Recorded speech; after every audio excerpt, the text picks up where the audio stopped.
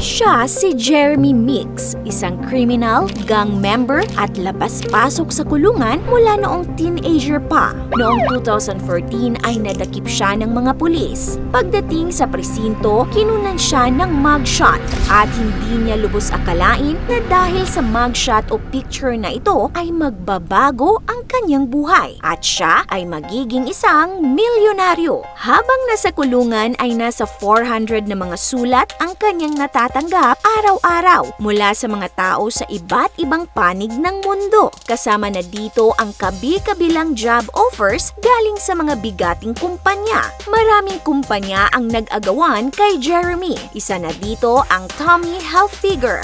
Dahil din sa picture na ito ay naging girlfriend niya ang anak ng bilyonaryo at tagapagmana na si Chloe Green. At nagkaroon pa sila ng isang anak. Sa paglabas niya sa bilangguan ay naging milyonaryo si Jeremy sa loob lamang ng maikling panahon. Ano ang meron sa mugshot na ito na bumago sa buhay ng isang kriminal?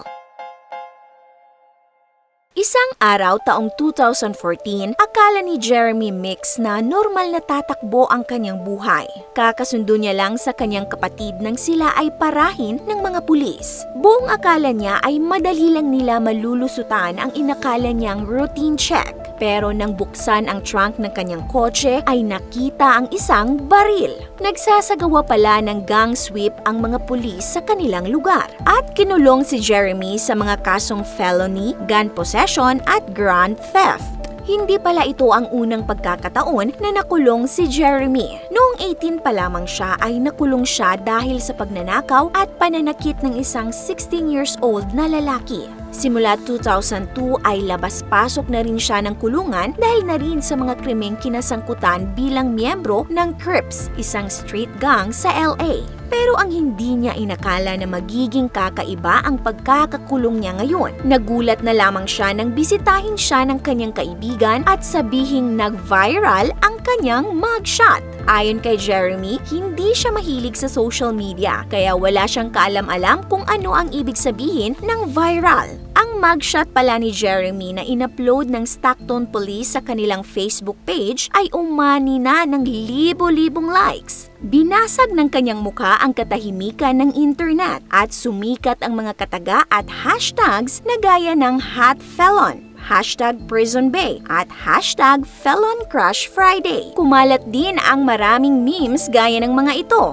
robs you of your heterosexuality, breaks into your house, steals your heart, takes your breath away along with your car, big screen, and credit cards. Maging ang sikat na modelong si Christy Teigen ay nag-tweet ng Calvin Crime. Dumagsa rin ang mga sulat na natatanggap ni Jeremy sa kulungan mula sa mga babae at mga binabae na nagpapadala pa ng mga hubot-hubad na mga larawan. Nasa 300 to 400 letters daw ang natatanggap niyang mga sulat kada araw.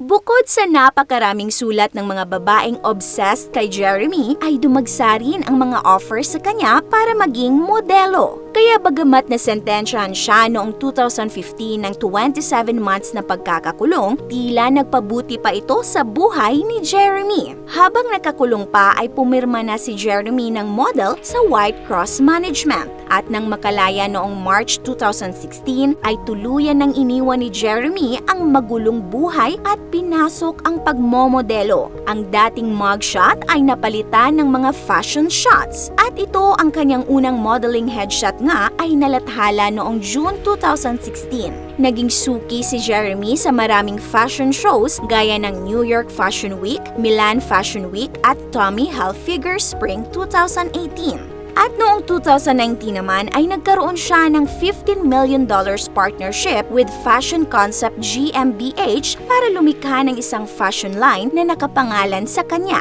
Pati ang mundo ng pelikula ay napasok rin ni Jeremy. Nasa 11 movies na lahat ang nagawa ni Jeremy at may 5 upcoming movies pa siya. Pero alam nyo bang hindi si Jeremy ang unang kriminal na sumikat ang mugshot?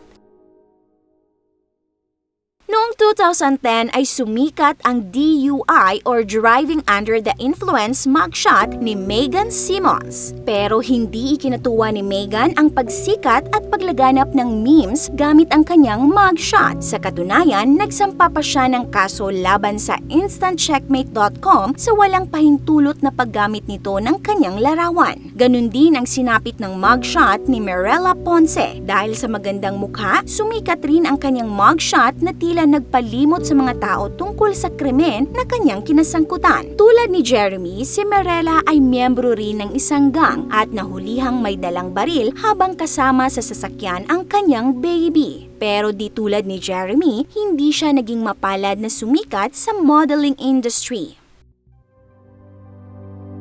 Kumusta na nga ba ngayon ang kinikilalang hot mugshot guy? Tuluyan na nga ba niyang tinalikuran ang mundo ng krimen? Sa ngayon ay naninirahan si Jeremy sa Monte Carlo, Monaco at patuloy sa mga proyektong pagmomodelo at pelikula. Hiwalay na siya sa kanyang asawa na si Melissa Mix na nakasama niya mula 2008 hanggang naghiwalay sila noong 2018. Bago pa man sila nagsama ni Jeremy ay may dalawang anak na si Melissa sa dati niyang asawa at nagkaroon din sila ng isang anak, si Jeremy Jr. 2017 pa ay nakarelasyon na ni Jeremy ang anak ng bilyonaryo at tagapagmana na si Chloe Green. Noong opisyal nang naghiwalay si Jeremy at ang kanyang dating asawa ay nagsama na sila ng kanyang bilyonaryong girlfriend at kinalaunan ay nagkaroon sila ng isang anak.